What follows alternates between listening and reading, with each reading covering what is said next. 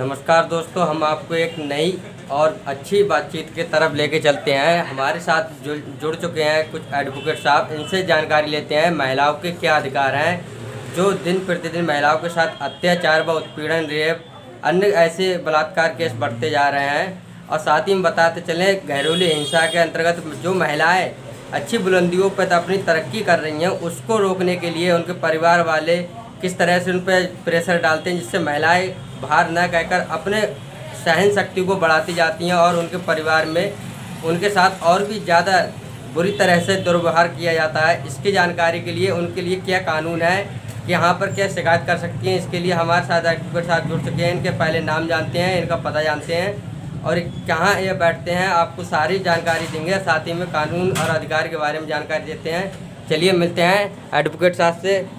नमस्कार एडवोकेट साहब। नमस्कार जी। जी, सबसे पहले मैं आपका नाम जानना चाहूँगा। एडवोकेट विपिन चौहान।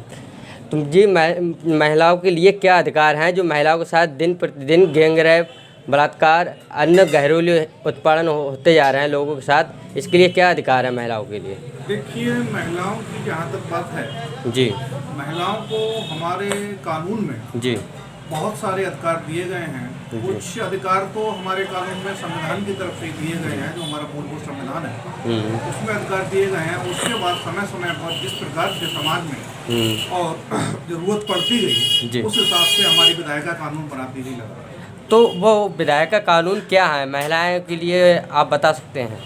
सबसे पहले तो बात यह है कि जहाँ तक क्रूरल्टी की बात है, महिलाओं के साथ जो विवाह के बाद क्रूरता की बात होती जी, है, जी, उसके बाद हमारे जो भारतीय दंड संहिता का कानून है, भारतीय दंड संहिता 1860 जी, उसमें धारा 498 का प्रोविजन दिया गया। जी, धारा 498 ये कहती है कि शादी के बाद, विवाह के बाद अगर किसी भी पत्नी को विवाहित रहते हुए उसके किसी ससुराल जनों द्वारा जी, दहेज मांगा जाता है, दहेज के लिए प्रताड़ित किया जाता है, शारीरिक या मानसिक रूप से प्रताड़ित किया जाता है, प्रताड़ना चाहे शारीरिक हो सकती है चाहे मानसिक हो सकती है, उसके लिए सजा का प्रावधान दिया गया है। उसके लिए 3 साल की सजा का प्रावधान भारतीय दंड संहिता की धारा 498 में किया गया। तो ये वहीं पर एडवोकेट साहब मैं आपसे कहना चाहूँगा, एक लोगों के साथ और भी गंभीर समस्या आती है, जैसे लोग महिलाएं हैं जो इस समय अपनी अच्छी पढ़ाई करने के बावजूद भी सरकारी नौकरी कर रही हैं, उसके साथ उनके पति गलत आरोप लगाकर उन्हें घर में ही बैठाना उचित समझते हैं। इस पर आप क्या कहना चाहेंगे?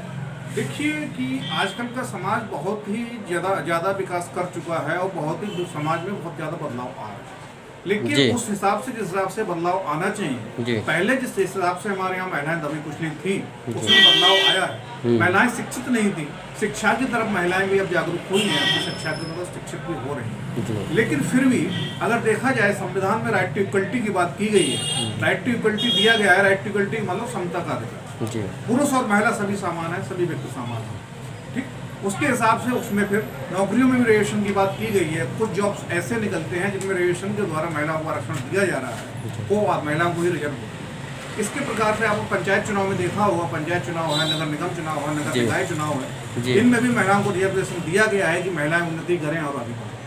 इसके साथ साथ मेरा यह सबमिशन है कि जिस तरह से आपने पंचायत में रिजर्वेशन दिया है, नगर निगम में, नगर निकाय चुनाव में रिजर्वेशन दिया है, महिलाओं को आगे बढ़ने के लिए रिजर्वेशन आपके लिए विधानसभा और संसद में भी होना चाहिए। कुछ % सीटें विधानसभा और संसद में भी महिलाओं को रिजर्व होना चाहिए, जिससे महिला अपनी उन्नति कर सके और आगे बढ़ सके।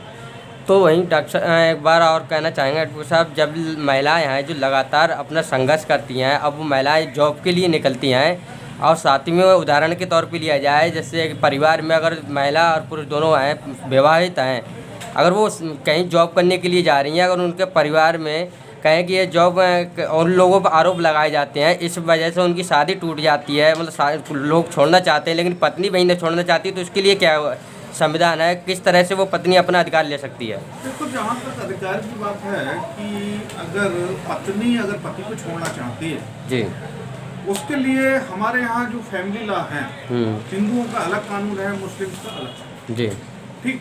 और जो हिंदू का जो कानून है, हिंदू के तहत हमारा जो है सेक्शन 13 है, धारा 13 हिंदू विवाह अधिनियम की, वो ये प्रावधान करती है कि अगर कोई विवाहिता चाहे अपने पति से तलाक लेना चाहे, हस्बैंड से अपनी तलाक लेना चाहे, उससे अलग होना चाहे, सेवा विच्छेदित करना चाहे, तो उसके लिए धारा 13 में ग्राउंड दिए हैं। उन ग्राउंड्स के आधार पे पत्नी चाहती है अपने पति के खिलाफ मुकदमा दाखिल करके प्रिंसिपल जज फैमिली कोर्ट पे मुकदमा दाखिल करके पिटीशन फाइल करेगी और प्रिंसिपल जज फैमिली कोर्ट उसके हस्बैंड को प्रॉपर हियरिंग की अपॉइंटमेंट देते हुए, सुनवाई का अवसर देते हुए दोनों को सुनवाई सुनेगा, हस्बैंड को भी सुनेगा, उसकी वाइफ को भी सुनेगा और उसके आधार पर जो धारा 13 में जो ग्राउंड दिए गए हैं उनके आधार पर उसके लिए विवाह विच्छेदित कर। तो वहीं पर देखा जाए मुस्लिम्स में जो है, मुस्लिम्स में जो दिया हुआ है, मुस्लिम्स में मुस्लिम हस्बैंड का एब्सोल्यूट राइट था, वो कभी भी अपनी पत्नी को कभी भी किसी प्रकार से तलाक दे सकता था, मुस्लिम पर्सनल लॉ के तहत। लेकिन हमारी विधायिका ने क्या किया, काम किया, समय की आवश्यकता हुई कि हस्बैंड को तो एब्सोल्यूट राइट है,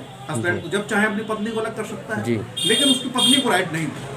उसके लिए अलग से कानून बनाया गया हमारी संसद में, मुस्लिम विवाह विच्छेद अधिनियम। उसमें केवल महिलाओं को राइट दिए गए हैं और उसमें 10 ग्राउंड दिए गए हैं। उन ग्राउंड पे अगर मुस्लिम महिला भी चाहे तो अपने हस्बैंड के खिलाफ मुकदमा दाखिल करके प्रिंसिपल जज फैमिली कोर्ट के समक्ष उससे होती है अपना तलाक ले सकते हैं। लेकिन वहीं पर देखा जाए तो कुछ महिलाएं ऐसी हैं जो संघर्ष कर रही हैं, लेकिन वो अपने परिवार में मतलब अपने हस्बैंड से अलग नहीं होना चाह रही हैं। उनके हस्बैंड उन पर आरोप लगाकर घर से बाहर निकालना, मारना, तोड़ना और कहीं आग लगा के झुलसा देना, ऐसे अनेक सामने लोग आते हैं। कई केस ऐसे सामने आए हैं। इस पर महिलाएं अपना अधिकार चाहती हैं, तो वो किस जरिए अपना अधिकार पा सकती हैं? देखो, इसके लिए कई सारे कानून बने हुए हैं। जहाँ तक हिंसा की बात है महिलाओं के साथ, और महिलाओं के साथ हिंसा भी तरह तरीके की होती है। लैंगिक हिंसा होती है, शारीरिक हिंसा होती है। तो लैंगिक हिंसा के लिए अलग कानून बना हुआ है। उसके लिए हमारे भारतीय दंड संहिता के तहत कई सारी धाराएं दी गई हैं। धारा 354 दी गई है, 354A, 354B, 354C, इसी प्रकार से 376 दी गई है। लैंगिक हिंसा के मामले में कई सारे और भी कानून बनाए गए हैं। इसके बाद अगर जहाँ तक आपकी मानसिक हिंसा की बात होती है, घरेलू हिंसा की बात होती है, इसके लिए अलग से कानून बनाया गया हुआ है। घरेलू हिंसा से महिलाओं का संरक्षण अधिनियम, उसमें घरेलू हिंसा के साथ महिलाओं का संरक्षण अधिनियम, किसी महिला के साथ किसी प्रकार की घरेलू हिंसा होती है तो उसके लिए वो महिला सक्षम कोर्ट के साथ जो मजिस्ट्रेट होता है फर्स्ट क्लास, उसके समक्ष जाती है, किसी एडवोकेट को अपना अधिवक्ता नियुक्त करे और अधिवक्ता नियुक्त करने के बाद वहाँ एक कंप्लेंट फाइल करती है। मजिस्ट्रेट जो होगा उसके हस्बैंड के लिए नोटिस जारी करेगा, या फिर और कोई फैमिली मेंबर जो क्रूरल्टी कर रहे हैं हस्बैंड के साथ साथ और भी कोई क्रूरल्टी, कोई भी फैमिली मेंबर हो सकता है। घरेलू हिंसा के तहत जो संरक्षण अधिनियम बना है केवल हस्बैंड के खिलाफ ही नहीं, यानी कि कोई भी पुरुष सदस्य, और रिश्तेदार भी हो सकता है। अब तो ऑनरेबल हाई कोर्ट ने ये कह दिया है कि अगर कोई महिला सदस्य भी है वो भी क्रूरता कर सकती है तो उसके खिलाफ आप कंप्लेंट दाखिल कर सकते हैं। कंप्लेंट में उस महिला के लिए एक फौरी तौर पे जो है पहले सबसे पहले उसके लिए आर्थिक सहायता दी जाएगी। धारा 23 के तहत, घरेलू हिंसा के संरक्षण अधिनियम के तहत फौरी सहायता देते हुए उसके बाद फिर उसको हियरिंग अपॉर्चुनिटी उसके हस्बैंड को भी दी जाएगी। हस्बैंड के साथ साथ अगर कोई फैमिली मेंबर्स हैं उनको हियरिंग अपॉर्चुनिटी दी जाएगी, क्योंकि कानून में ऐसा नहीं है कि आप केवल एक पक्ष को सुन लिया जाए और दूसरे पक्ष को ना सुन के कोई आदेश पारित कर दिया जाए। हमारा कानून ये कहता है कि दूसरे पक्ष को भी सुनवाई का अवसर हो, दोनों पक्षों को सुनने के बाद भी जो प्रॉपर आदेश समझेगा वो हमारा कानून, हमारा जो कोर्ट होगा जिस हिसाब से उस हिसाब से उसमें आदेश पारित करेगा। जी, और साथ ही में हमें अच्छी जानकारी मिली आपसे,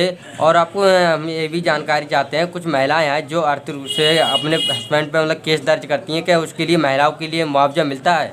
देखिए कि जहाँ तक जो आर्थिक रूप से सहायता की बात है, सबसे पहले तो एक जनरल लॉ बना हुआ है हमारे जो दंड प्रक्रिया संहिता की धारा 125 के तहत। दंड प्रक्रिया संहिता की धारा 125 ये कहती है कि अगर कोई हस्बैंड के साथ साथ ये जो है दंड प्रक्रिया संहिता की धारा 125 है जो आपकी, अगर कोई माँ बाप भी अपने लड़के के खिलाफ अगर उसको मेंटेन नहीं कर रहे हैं तो लड़के के खिलाफ माँ बाप भी मुकदमा दाखिल कर सकते हैं 125 के तहत। वाइफ है किसी की, अगर उसका हस्बैंड उसको प्रॉपर रूप से मेंटेन नहीं कर रहा है, मेंटेनेंस नहीं दे रहा है, तो वाइफ अपने हस्बैंड के खिलाफ जो है मुकदमा दाखिल कर सकती है। उसमें क्या होगा, प्रॉपर रूप से हस्बैंड के लिए नोटिस जारी होगा, या फिर अगर अपने बेटे के खिलाफ किया है माँ बाप ने उसके लिए नोटिस जारी होगा।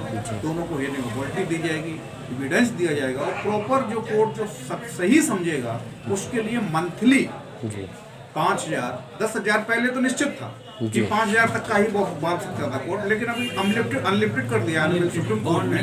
कोई बाउंड नहीं है कि कितना भी जितना उचित समझे उतना जो है फैमिली कोर्ट जो होता है प्रिंसिपल जज फैमिली कोर्ट उसके लिए खर्चा मंथली बांध सकता है।